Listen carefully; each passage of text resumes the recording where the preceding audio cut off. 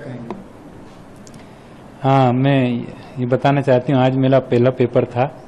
आज मैंने पेपर दिया। मैं बहुत एक्साइटेड हूँ और मैं पढ़ना चाहती थी, आगे बढ़ना चाहती थी और खूब लिख लिख के मैंने पढ़ाई करी थी और मुझे विश्वास है कि मैं पास होंगी। लेकिन बहुत सारे लोग छूटे हुए हैं, लोगों में उत्साह नहीं है। आज मैं बहुत प्रफुल्लित हूँ कि मैं अपनी 8वीं की परीक्षा दे रही हूँ और ज्ञानेंद्र जी, मोनिका जी जो आनंद सोसाइटी के हैं, वो मेरी मदद कर रहे हैं और लगातार मुझे प्रमोट कर रहे हैं। तो मुझे बहुत अच्छा लग रहा है और ये जो मदद कर रहे हैं और ये मेरी मदद इसमें भी कर रहे हैं कि कैसे गवर्नमेंट जॉब मुझे लगे।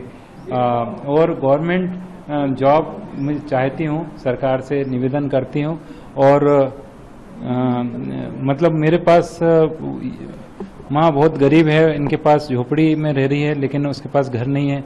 ये चाहती है कि एक घर मिल जाए प्रधानमंत्री आवास योजना में और जॉब मिल जाए, इसकी चाह। आत्मनिर्भर होना चाहती हैं, यही कारण है, पढ़ाई करना चाहती हैं। और जी हाँ, मैं बिल्कुल आगे बढ़ना चाहती हूँ। मेरा खुद का एक सेल्फ स्टैंड पे आगे बढ़ना चाहती हूँ।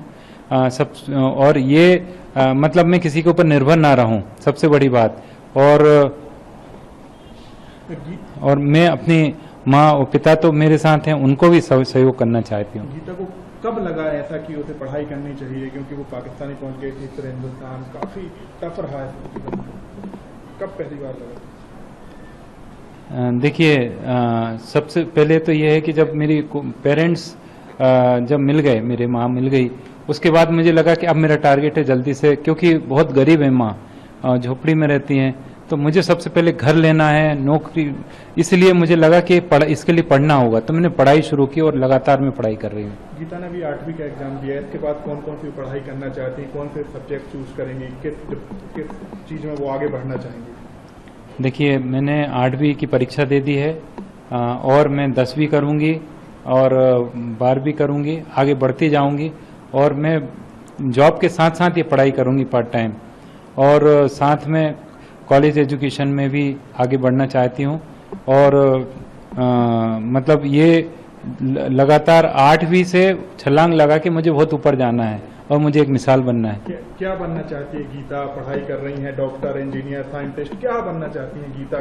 कैसे लोगों की मदद करना चाहती हैं, क्या करना चाहती हैं? देखिए, मेरी उम्र तो थोड़ी ज़्यादा हुई, लेकिन फिर भी मैं जिस हाईएस्ट लेवल तक पहुंचने का मैं सोच सकती हूं, वहां तक पहुंचने का प्रयास करूंगी और गवर्नमेंट में एक सीनियर पोस्ट तक जाऊं, ये मेरा सपना है।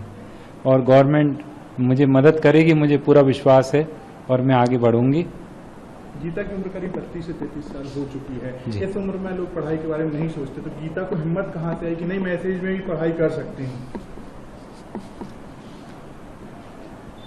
मुझे लगता है कि मुझे लगता है कि क्या लाइफ को मीनिंगफुल बनाना चाहिए। और जो सर्वपल्ली राधाकृष्णन थे, महात्मा गांधी जी हैं, मोदी जी हमारे प्रधानमंत्री कितनी मेहनत करते हैं, तो मुझे लगता है कि मैं मुकद्दर हूँ तो मैं पिछड़ी नहीं हूँ, मैं भी सामान्य हूँ।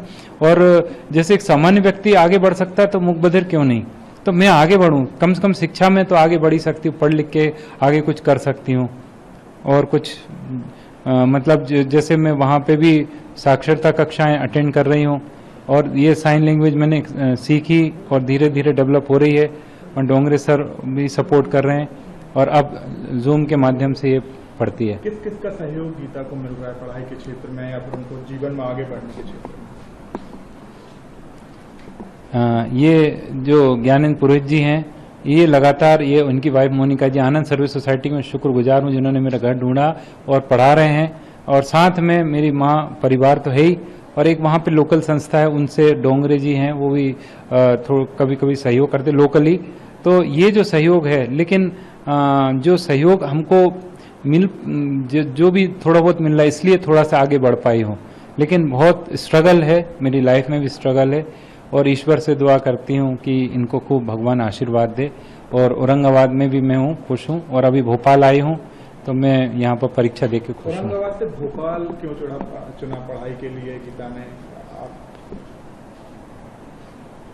औरंगाबाद में तो मैं रहती हूँ, माँ मेरी वहाँ पर है, सब कुछ है, लेकिन ओपन स्कूल में मुझे यहाँ पर परीक्षा देने की अनुमति मिली और ये सबसे बड़ी चीज़ है।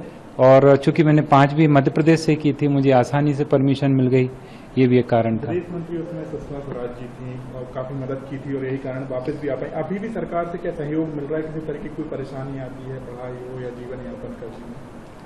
मैं ये बताना चाहती हूँ कि सुषमा जी जो मेरी माँ जैसी थी, वो उन्होंने भारत की बेटी का मुझे दर्जा दिया था। मैं उनको बहुत मिस करती हूँ। मैं आगे बढ़ना चाहती हूँ। अभी बहुत पुरोहित जी मेरी जैसे मदद कर रहे हैं। स्ट्रगलिंग पीरियड है मेरा। यदि सुषमा जी होते तो मैं बहुत आगे बढ़ जाती।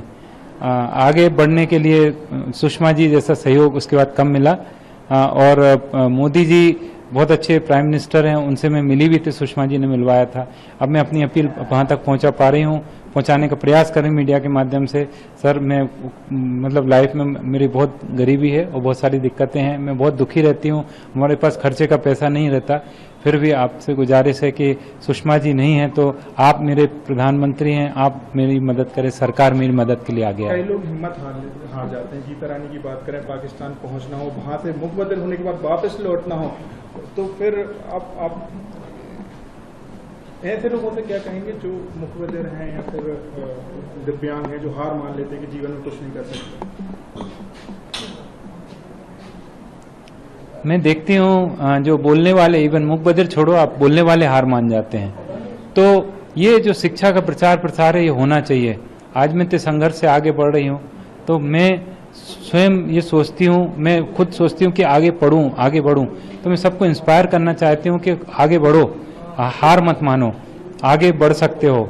मैं मुखबदिर होकर इतना सब कुछ कर सकती हूँ, तो आप सब भी कर सकते हैं। शिक्षा बड़ा माध्यम मानती हैं, ये सबसे बड़ा माध्यम शिक्षा ही मानती है। जी न्यूज़।